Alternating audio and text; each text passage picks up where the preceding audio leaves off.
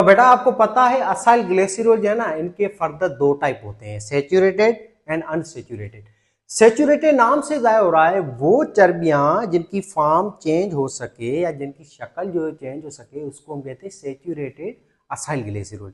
जैसे सिंपल आपने देखा होगा जानवर के अंदर जो गोश्त है वो आपने कभी खाया होगा, उस गोश्त के अंदर जो सफेद कलर की आपको चर्बी मिलती है, इसके अलावा जानवरों का जो दूध होता है उससे आपको जो मक्खन मिलता है, ये मक्खन और वो जो चर्बी होती है गोश्त में, इसी को हम कहते हैं सैचुरेटेड असाइल ग्लिसरॉल।